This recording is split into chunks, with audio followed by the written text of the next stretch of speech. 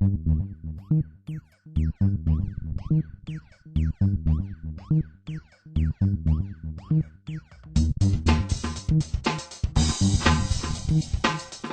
you're gonna bring a living creature that's, pretty intelligent into your home and live with it, you have to be prepared to, take care of it, because it's like having a child. There are people out there raising dogs for the sole intent of fighting for profit. I think it's pretty shitty. I definitely think that something needs to be done about the way that a lot of these corporations kind of run their businesses. And I think if enough people speak up about it, something will have to be done, just because, the less people that stand for that kind of action, the more things are going to change. I've seen a lot of videos and pictures and everything. It's pretty disgusting what gets done to these animals.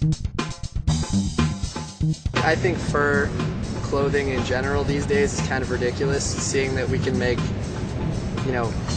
alternative and, not natural, but, manufactured furs. Yeah, synthetic furs, that's the word, thank you.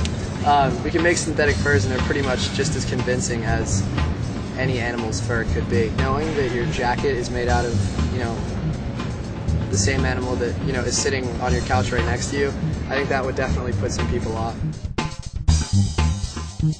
There's no need to have a bunch of kids line up a bunch of dead animals and cut them up when you can just, look at a picture. In fact, all you gotta do is take a bunch of transparencies and lay them over top of one another and take off each layer, removing the organs. That's how I learned about the human body. I was forced to dissect some stuff in middle school, and I really did not learn a lot anymore. You can learn just as much from just looking at a picture of what you dissect. If they do that with human bodies, why not do it with frogs or whatever? I definitely get the emails, and it was from Warped Tour. Why not educate yourself? Whether you support it or not, there's nothing wrong with knowing what's going on. I definitely think it's going to be awesome.